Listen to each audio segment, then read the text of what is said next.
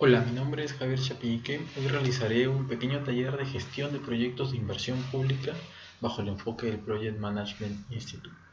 Entonces, partiendo de lo que es un bosquejo general de cómo el Estado peruano invierte en proyectos de inversión pública, en líneas generales la historia lo que nos dice es este gráfico. Las barras celestes corresponden a lo ejecutado realmente tanto en el gobierno nacional, regional y local desde el año 2012 al 2017. La línea ploma que ven ahí, un poco superior a lo que es las barras celestes, corresponden a nivel del certificado. ¿Qué es el certificado? Básicamente es lo que en teoría estaba separado para estos proyectos de inversión pública, ya sea carreteras, hospitales, instituciones educativas, que son la construcción de colegios, canales de irrigación y diferentes proyectos que hay en todos los sectores y en todos los gobiernos nacionales y subnacionales. Entonces, básicamente era la certificación es lo separado y la resta entre la certificación y la barra celeste es lo separado pero no ejecutado.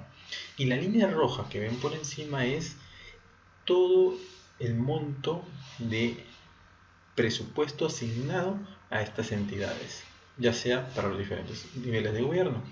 Entonces la diferencia entre el nivel rojo, la línea roja y la línea ploma es lo que no se ejecutó y encima lo que no se certificó.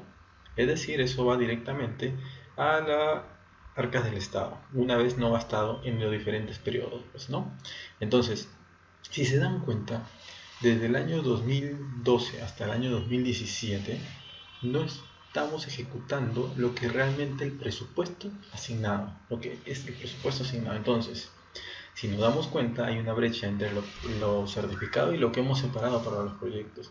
Que por ejemplo, en el año 2015 fue de 6 mil millones, no sé, se volvieron a las arcas del Estado. En el año 2016 de 39 mil a 33 mil también. Y en el año 42, de 2017, el año pasado, 42 mil a 36 mil. En promedio alrededor no ejecutamos 66 mil millones, se termina revirtiendo la cerca del Tesoro Público. La pregunta es, este año 2018 tenemos 42 mil millones. ¿Nos falta dinero? Yo creo que no. Bien, toda esta información está colgada en el portal amigable que es del MEF. Automáticamente ahí pueden ver a nivel de gobierno, son nacional y por cada uno de los años. Esta información es solo para proyectos de inversión pública. Solo para proyectos. Ahora, pero démosle una mirada a cómo están los diferentes niveles de gobierno. Entonces, por ejemplo, el gobierno nacional viene ejecutando a una tasa de 82%. La ejecución no es más que, el porcentaje de ejecución no es más que la ejecución del devengado, lo que realmente se ejecutó y se pagó a proveedores, entre todo el presupuesto asignado de esa entidad, que le llaman presupuesto inicial modificado. Presupuesto institucional modificado. Entonces, esa división da como porcentaje. Cuando en los periódicos vemos todos los años que la entidad X, ya sea gobierno o sector, ejecutó el 80%, el 70%, el 90%, es esa división entre lo ejecutado realmente y el presupuesto total asignado, que es la torta en pocas palabras. Entonces, nos damos cuenta que el gobierno nacional venía ejecutando a un promedio de 82% entre el 2012 y el 2017. En el cambio, en el gobierno locales han sufrido hay un impacto mayor, con una ejecución en promedio del 66%. Y al contrario, el gobierno regional más o menos han vendido, si bien es cierto, nota 74%, pero más o menos ha seguido la misma tendencia, que es lo contrario que sucede con el gobierno nacional, que ha habido un pico en el 2015, pues, ¿no? Ahora, yo les pregunto, la pregunto, en el 2014 fueron elecciones, ¿verdad? En los gobiernos locales. Si hubieran elecciones en los gobiernos locales, eso quiere decir que el siguiente año, en el 2015, miren cómo está la ejecución en los gobiernos locales. Bajo, ¿verdad? ¿Cuándo son elecciones? 2018. ¿Qué porcentaje de ejecución se va a realizar el próximo año o qué nivel de ejecución? Difícil, ¿verdad? Bien, esta información también la encuentran en el amigable. Y igual, la misma opción, solo proyectos de inversión pública en cualquier nivel de gobierno. Pueden ver los mismos datos que están ahí. Claro, a un nivel más de tablas, pero estos son básicamente gráficos que representan lo mismo. Ahora, ¿cuál es el problema? Si no es presupuesto lo que realmente falta, entonces es un tema de procesos, es un problema técnico, es un problema de contratas, o sencillamente es un problema de mala gestión. Entonces, para ello es necesario entender qué es lo que es un proyecto de inversión pública, cómo se gestiona, cómo está organizado, cuáles son sus procesos y sus procedimientos, sin entrar a mucho detalle, solamente entrar de manera general, pero lo necesariamente suficiente para determinar el origen del problema. Entonces, todo proyecto de inversión pública parte de una institución y tiene un organigrama con alta dirección, comité de dirección, como desea llamarse, pero debajo de ellos hay dos grupos claramente definidos y bien definidos. Son los órganos de apoyo y los órganos de línea. Los órganos de línea son básicamente la naturaleza de ser la institución. Por ejemplo, ahí se encuentran las áreas operativas, las áreas de infraestructura, las áreas que elaboran los estudios, la etapa de preinversión. Pero en la parte de órganos de apoyo corresponden a la parte que asiste a todos los órganos de línea, que básicamente he colocado dos en la diapositiva, que son administración, presupuesto. Existen otras, pero la que interactúa directamente para salir a flote los proyectos es administración, por su naturaleza misma, que es la que a través de abastecimiento o la parte logística convoca los procesos y se apoya de presupuesto porque quien le da la autorización, que sí está separado su nivel, su presupuesto de ese proyecto a través de una certificación, es el área de presupuesto o planeamiento y presupuesto como suele llamarse. Entonces, estos órganos se ayudan mutuamente para sacar los proyectos de inversión a flote. Entonces, la parte de órganos de línea lo que ve es todo este proceso que parte de la formulación o evaluación de los estudios, que ahorita está con el tema de InvierteP. Entonces, lo que es InvierteP ahorita mantiene 4 fichas, que son la ficha simplificada, ficha estándar, el perfil y el perfil reforzado. Cada sector maneja sus rangos en los cuales le corresponde elaborar esa ficha. Una vez que se define esa ficha, que ahorita vamos a ver un poco más de detalle qué contiene, sigue la elaboración del expediente técnico, todos los planos de arquitectura, instalaciones eléctricas, sanitarias, planteamientos arquitectónicos, dependiendo del que sector a que esté abocado, se realiza. Luego sigue la ejecución, que es ya la ejecución de la obra propiamente dicha, pues, ¿no? Pero es necesario decir que debido a los cambios últimos en el sistema InvierteP, antes de la fase de formulación y evaluación de estudios corresponde la parte de programación multianual, que lo que hace es planifica y programa los proyectos que se van a ejecutar a 3 años. Entonces, lo que ocasiona es que durante un periodo de 3 años se identifiquen los proyectos priorizados bajo los criterios que maneja cada sector. Entonces, lo que hacen los órganos de línea, cogen estos proyectos, elaboran la formulación, hacen el expediente y ejecución bajo dos mecanismos, ya sea in-house o a través de consultores externos o proveedores externos. Por eso es que se ha colocado el proceso de selección tanto antes de la elaboración del expediente técnico como antes de la ejecución de la obra. He visto muchos proyectos de obras por impuesto, por ejemplo, en los que el proceso de selección es antes de la elaboración del expediente técnico, pero ese ganador, ese postor ganador, no solamente hace la elaboración del expediente técnico, sino también el contrato está para que ejecute la obra. Entonces, nuestro objeto de estudio básicamente está centralizado en la formulación de estudios, elaboración de expedientes y ejecución. En la programación multianual, la elaboración de expedientes más la ejecución de obra lo llaman ejecución, pero por la naturaleza misma de que los tiempos son muy variables en cada una de ellas, independientemente en el sector en el que se encuentren, he decidido separarlos para tener un mayor análisis y conceptualmente qué significa cada uno de ellos desde el punto de vista técnico. Bien, independientemente de la ficha que tengamos, dependiendo del monto definido por el sector, ya sea ficha, como hemos mencionado, ficha simple, ficha estándar, perfil o perfil reforzado, La naturaleza de la formulación y evaluación de estudios como resultado final tiene que definir las metas que se van a elaborar en el expediente técnico. Pero para definir las metas es necesario, todo parte de una necesidad, de una demanda insatisfecha. Por ejemplo, para colegios la demanda son alumnos y las metas son aulas, tópicos, Zoom de profesores, Zoom de alumnos, baños para discapacitados, rampas. Todas esas metas están definidas en la formulación y evaluación de estudios, al igual que en hospitales para pacientes y número de consultorio, ya sea obstetricia, ya sea general, iguales para sistemas de riego, canales de riego, entre todos los diversos proyectos que se pueden hacer. Entonces, todo parte de esta demanda. Y de esa demanda, una vez definida, una vez con las metas establecidas, parte en la elaboración de los estudios básicos, que son las topografías, estudios de suelos, infiltraciones, para determinar la calidad técnica de la superficie sobre la cual vamos a elaborar el proyecto. Posteriormente, se plasma a través del planteamiento y la programación que define cómo va a ir el proyecto y arma el rompecabezas. Entonces, esto va a ir porque la dirección del sol tiene esta inclinación, el viento tiene ese perfil de este posicionamiento, y todo se va encajando respecto del perímetro hallado y determinado, pues, ¿no? Establecido.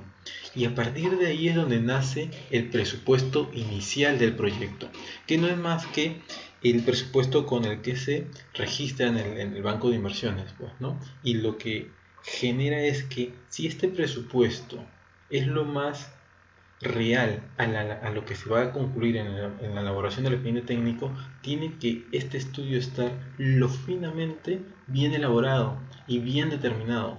Porque, por ejemplo, ¿qué pasaría si realmente la parte técnica omite una aula que realmente necesita o un baño de discapacitados que realmente tenga la necesidad de ese colegio?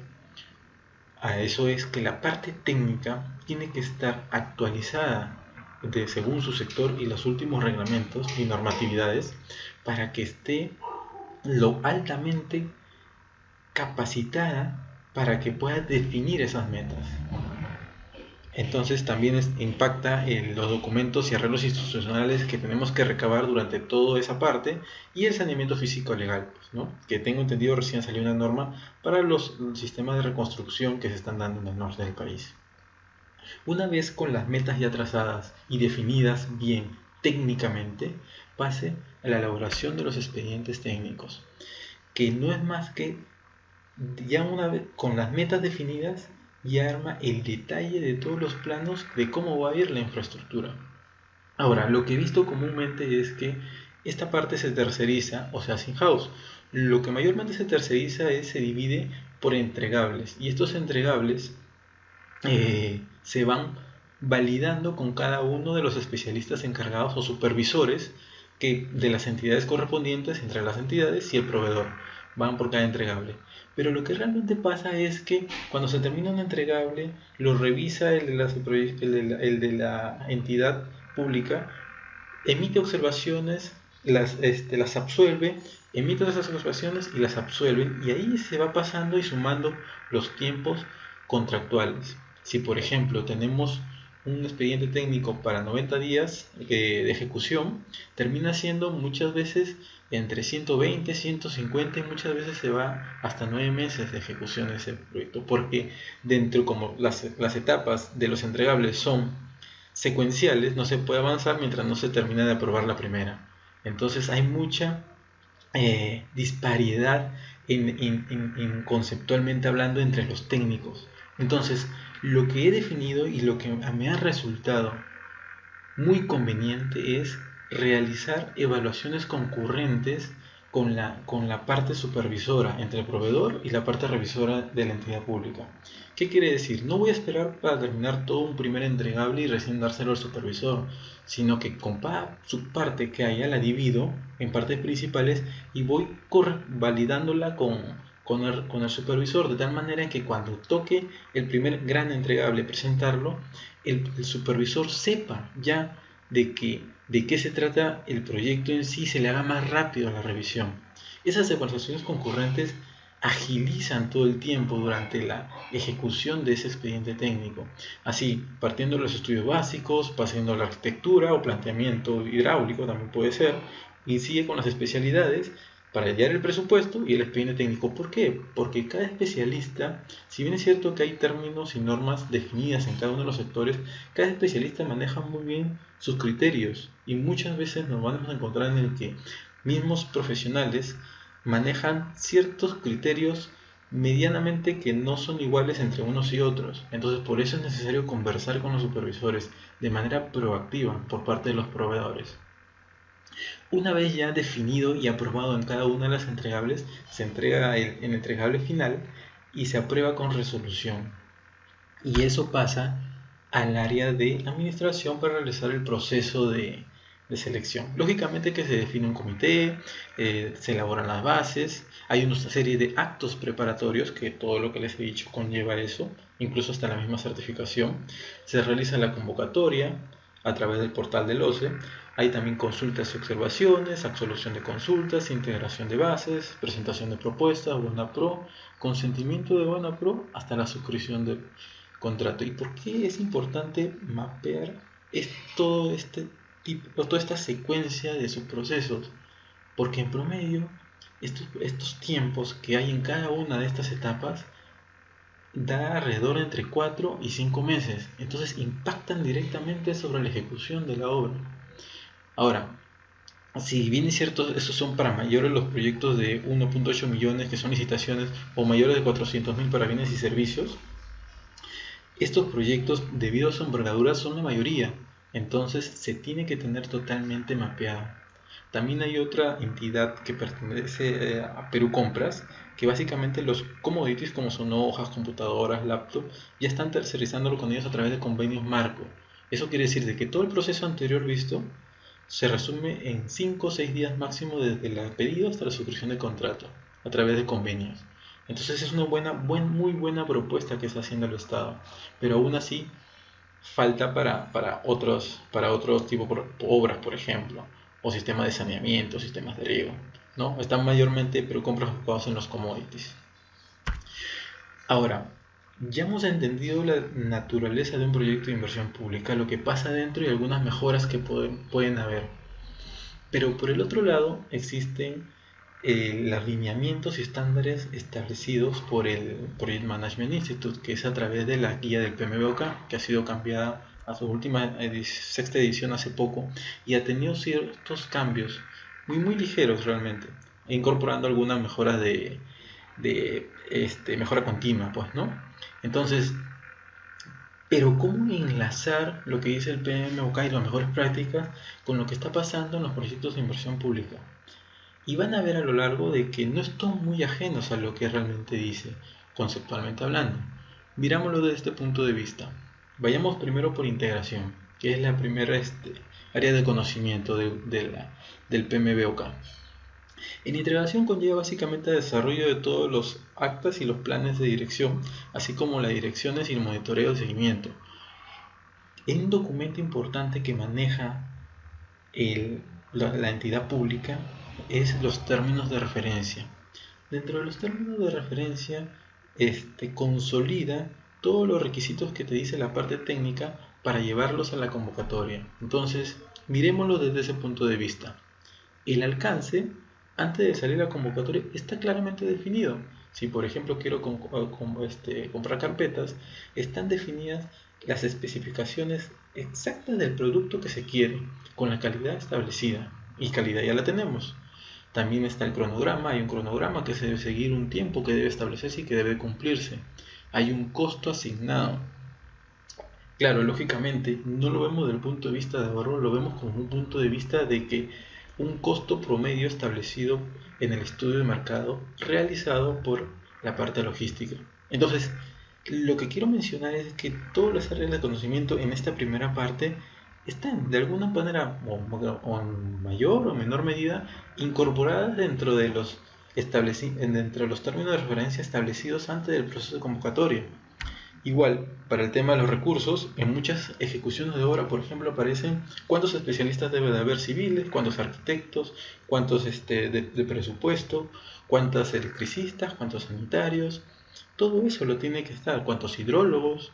Entonces, y por la parte de comunicaciones también decide cuáles son los procesos y procedimientos con los que se van a comunicar el, el, el proveedor a cargo o el supervisor de la ejecución del proyecto. Igual, los riesgos no los he visto como deben de ser, pero he visto que también medianamente se están colocando a razón de lo último pasado en el FEN costero, pero están todavía que los afinan y los hacen de manera muy cualitativa. Sé que ahorita hay una entidad en la que está capacitando para llevar a un nivel mayor que es el cuantitativa, a riesgos cuantitativos, pero aún está no muy arraigado dentro de todos los sectores. Entonces hay que afinar ese punto en la etapa de riesgos. Por el lado de las adquisiciones está todo el proceso del OCE, que está claramente definido y claramente enmarcado. Y el registro de interesados, que si bien es cierto, también es un punto débil el que tiene el Estado, en que no todos los interesados están enmarcados dentro del proyecto. Me tocó mucho proyecto dirigir en que las comunidades realmente tienen todo el poder de decisión si sobreva o no va el proyecto. Mayormente eso ocurre en los sistemas de riego, en los sistemas de riego de agricultura. Entonces, esta parte de acá quería reforzarla, quería definirla porque la guía del PMBOK lo que te dice es, si bien es cierto, son áreas de conocimiento y grupos de procesos que deben de ser, y no todos deben de ir, el director de proyectos es el que define qué áreas deben de ir y las principales. Y si nos damos cuenta, dentro de las principales, básicamente es todo lo tiene los términos de referencia que están dentro de los proyectos de inversión pública. Entonces, si más o menos el proyecto de inversión pública medianamente dice lo que, y con el sistema riguroso que tiene el Project Management Institute, hay una relación, si bien es cierto, no es estricta, pero sí sí está definida en los TDRs. Entonces, ¿cuál es el problema? Ahora, ¿es lo mismo gestionar un proyecto, 10 proyectos, 100 proyectos, 200 proyectos, 100 millones, 1000 millones, 3000 millones? Realmente no. Y usualmente lo que se vas a encontrar cuando tienes esa cantidad de proyectos es que las áreas comúnmente en la parte de estudios, expediente técnico y ejecución de obra y en la misma administración no manejan información integral que sea transversal a cada una de ellas. Y por ejemplo, si el output, la salida de los estudios es la entrada de los expedientes y la salida de los expedientes es el inicio de la convocatoria, y si la salida del proveedor adecuado es el inicio de la ejecución de obra, eso no está claramente definido y con tiempos enmarcados. Entonces lo que me ha tocado realmente resolver en algunas instituciones es tomar la base de datos de cada una de ellas y unificarla en una sola con metodología común, con lenguaje que sea universal para cada una de esas áreas. Entonces, partiendo de esa premisa, determinábamos una base en Excel, puede ser, o puede ser a través de un sistema, independientemente del sector en que te encuentres y de herramientas que tengas. Lo más rápido es Excel, porque en el estado siempre estás contra el tiempo. Unificabas cada uno de los proyectos a través de etapas secuenciales en cada una de ellas, y a través de hitos. Los hitos eran tan importantes como los proyectos porque me definían en qué estado se encontraba cada uno de ellos. Me podría ver, por ejemplo, si un proyecto X podía ver si se ejecutaba tanto en todo el año, mes a mes, y eso me permitía trazar a nivel global de grupo de proyectos cuánto de ejecución iba mes a mes a realizar conforme avanzaba. Lógicamente, al final de mes me reunía nuevamente con las áreas, nos reuníamos al equipo con las áreas y definíamos la reprogramación o el forecast para los siguientes meses. Y así íbamos definiendo por ejemplo, en febrero o marzo ya teníamos definido si es que realmente íbamos a ejecutar a diciembre todo el presupuesto de esos proyectos. Eso nos permite estar atentos y estar alertas si vamos a cumplir y prevenir y reforzar nuestras áreas que se encuentra déficit en ese tema. Entonces, pero para hablar un lenguaje universal, siempre se van a encontrar con dos restricciones. La primera es que la información del CIAF habla un lenguaje en el que el SEACE, que es la convocatoria, habla otro. Entonces, para unificarlos, utilizamos esta herramienta, pero a través de la planificación, ejecución y el forecast. La ejecución básicamente te la daba el CIAF, que era la descarga del área de presupuesto. Pero de ahí la reprogramación es netamente el trabajo diario o semanal, como quieras llamarlo, con cada una de las áreas operativas, con la área de estudios, con la área de expediente y con la área de ejecución de obras, incluso con la parte administrativa para saber en qué etapa están las convocatorias de la mano del SEACE. Entonces, toda información es almacenada y a través de ella salían unas tablas dinámicas ya definidas y ya validadas con alta dirección. Lo importante de esto es que alta dirección tiene que darte el poder suficiente para poder entablar y dar respuesta rápida a todo nivel dentro de la parte operativa y administrativa, como los órganos de apoyo. Entonces te tiene que empoderar para tomar ese tipo de decisiones y poder resolver problemas que mayormente los problemas de los proyectos siempre hay en la parte administrativa y en la parte de técnica. Entonces la idea es llegar a un acuerdo con cada una de las partes y cada uno de los responsables. Entonces, una vez ya con eso, se consolidaba y se lograba sacar estos tableros de control en los que nos permitía ver mes a mes cuál es lo real y lo programado, lo real y programado. Tal así de que cada mes, ya una vez con la metodología establecida, ya cada uno de los integrantes de la parte operativa se preocupaba por sacar adelante sus proyectos porque saben pertenecían a esa meta. Y si no era la meta de ese mes, desde ahorita se preocupaban por el mes del mes siguiente y no trabajaban el día al día. Y eso también nos permitía a nivel de dirección. Por ejemplo, yo tenía un director en el que nos decía: lo programado para diciembre básicamente es altamente probable que no se llegue a concretar en más del 50%. Entonces ese presupuesto se reasignaba a otras partidas y se podía priorizar otro tipo de proyectos. Entonces nos estábamos adelantando a utilizar recursos para no dejarlos guardados, priorizando un proyecto sabiendo que no lo va a gastar y utilizándolo sobre otro. Eso nos permitía dar una flexibilidad para los proyectos y ampliar la gama en cada una de los programas. Ya llegabas a un nivel superior cuando ya encontrabas gráficos, tablas, y cómo ibas y cómo presentabas a la alta dirección todo este tiempo. A partir de este repositorio de información realmente estructurado con una metodología estándar. Y ahí básicamente se utilizaron los estándares del PMI: planificación, ejecución y forecast a nivel de gasto, ejecución de gasto y a nivel de ejecución metafísica. Pero solamente eso es lo que se necesita. Cuando comprendí esto es que, a pesar de que teníamos una rigurosidad en la programación, en la reprogramación misma mes a mes, muchas veces los procesos se caían y nos sobraba recursos. Ya no era, si les decía que definía en febrero y iba avanzando marzo, abril, mayo, aún así en septiembre, octubre, se están cayendo los proyectos. Entonces eso nos obligó a redefinir cómo estábamos programando. Entonces entendimos de que cada proceso tiene una variabilidad en los tiempos. No solamente eran fijos. Por ejemplo, un proceso de convocatoria no era fijo 3 meses y medio como lo decía el manual de Deleuze, sino podía variar entre 3 meses y medio y 5 meses. Eso nos permitió, y eso me permitió particularmente, hablando en una entidad pública en la que habían definido que iban a gastar 410 millones. Era el mes de mayo y había recibido un presupuesto abultado para transferencia de partidas. Y los asesores y los responsables a cargo decían que esa era la proyección y si iban a llegar al 100% de ejecutar o transferir, en este caso, ese presupuesto.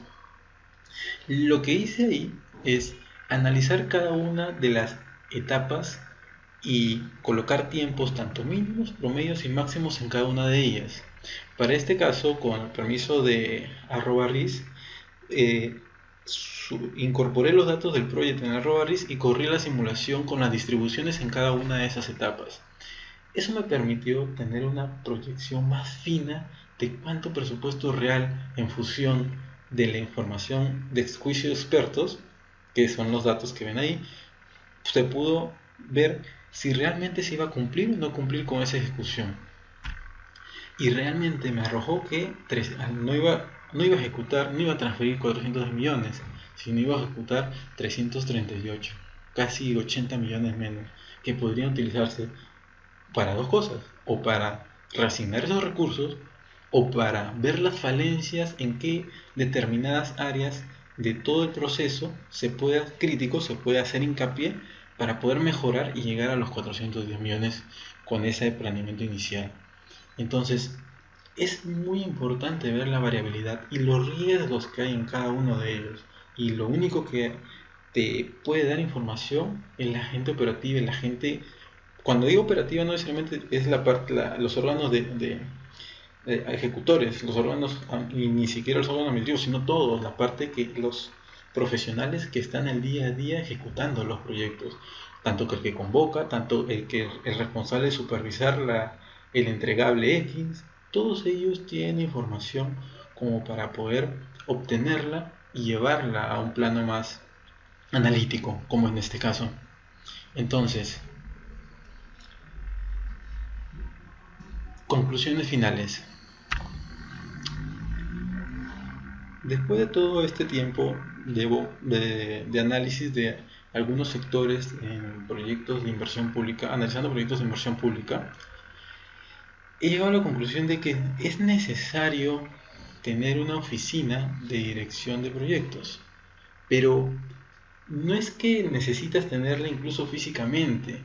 Lo que se puede ver es por el lado de planeamiento, porque todo sector o todo gobierno regional o todo local tiene algo de planeamiento, pero no tiene el suficiente empoderamiento y no tiene las suficientes herramientas para realizar una programación eficiente de gasto. Por ejemplo, los proyectos de la sierra. Cuando llueve en la sierra, llueve en noviembre y en diciembre. ¿Se puede programar ejecución de gasto en esos meses? ¿O ya sabes de por sí que te va a sobrar esos recursos? En las transferencias de partidas que dan el gobierno central o gobiernos regionales, se los da en abril o mayo. Entonces, a partir de ahí se cuentan 4 meses en promedio, que son los que demora la convocatoria. Junio, julio, agosto, en septiembre está iniciando obra. Entonces, ahí incluso por la naturaleza del terreno y por la naturaleza del clima, proyectos en los que necesariamente se tiene que saber identificar cada uno de los riesgos para poder proyectar de una manera eficiente y no te sobran recursos al final. Ese es por el lado de procesos. Por el lado de conocimiento técnico, si se han dado cuenta, la identificación de las metas y la formulación tienen que estar conocimientos bien plasmados. El formulador tiene que estar altamente capacitado en definir las metas para proyectar qué es lo que se va a realizar en esa intervención. Tiene que saber cuántas aulas deben de ir con la normatividad actual vigente. Eso es fundamental, porque una vez en el expediente técnico eso ya no va a poder cambiar. Entonces, si encontramos obras paralizadas por malos expedientes, es porque realmente el expediente no es que estuvo mal. Es muy probable, es altamente probable, que ni siquiera las metas y los estudios básicos del terreno que se hicieron aparte de perfil, ni siquiera tuvieron la suficiente rigurosidad como para llevar el proyecto a buena pro. Entonces, ese es un aspecto técnico crucial para minimizar el impacto en las ejecuciones posteriores. Y finalmente, los funcionarios públicos a cargo, los que toman decisiones, tienen que saber que tiene que haber alguien que esté comprometido con toda esta ejecución.